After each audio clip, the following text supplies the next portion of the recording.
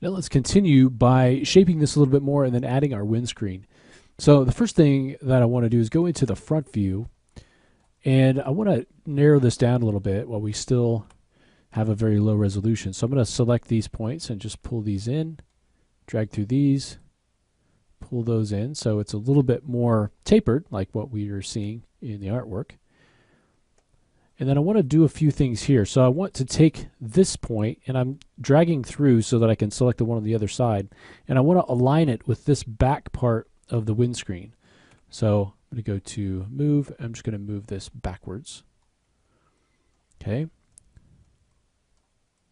I also want to add one more line right under here. So I'm going to go to insert edge loop.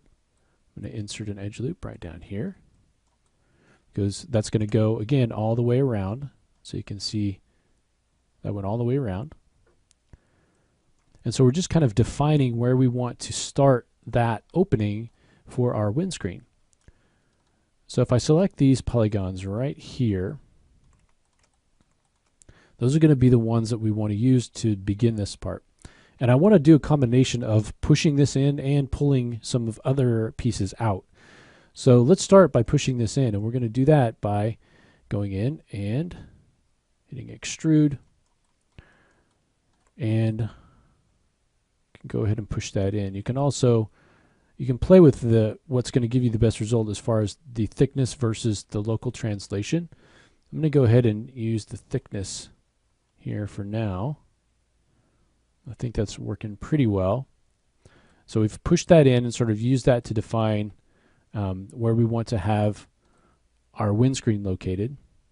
And then I want to also bring out some other parts. So I'm going to go ahead and move this line down a little bit. So I want it to be kind of at the bottom of this kind of piece that you can see here. All right. Now let's select some of these faces. So I'm going to select kind of these faces right around here, all the way around, and all the way up there.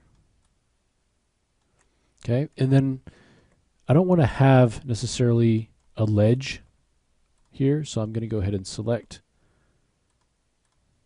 these polygons here.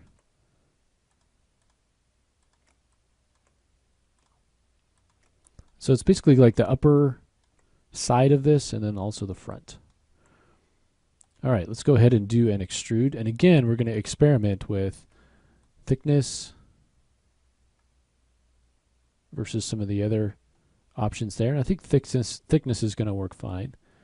Let's go ahead and take these ones on the front, and I'm just going to move these forward a little bit more. And then I need a couple of lines right in here. Okay, and so let's go back to our insert edge loop. And I want there to be two that are equally spaced. So let's choose, I'll reset and choose multiple edge loops, and then I want to choose two. That way I only have to just click once.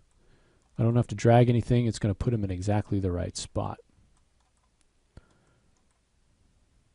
Okay, let's go in and kind of take a look at where things are, how things are looking. These lines are still matching up pretty well as far as the screen and everything. Okay, I think the screen itself we want to taper a little bit, and so let's grab these edges right at the front and kind of move those forward a little bit to kind of give it a little bit more of an angle so it's not completely straight. Same thing here, kind of pull these forward a bit.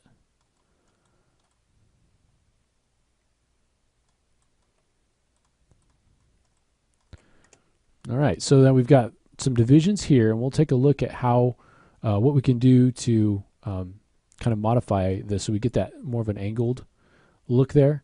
But try to get it to this point where you've got the windscreen pushed in, and then you've grabbed those outer parts and you've kind of pulled those out a little bit. All right, so let's go ahead in the next lesson and we'll start to work on this front part where we've got this angled piece, the front section here. So we'll go ahead and do that next.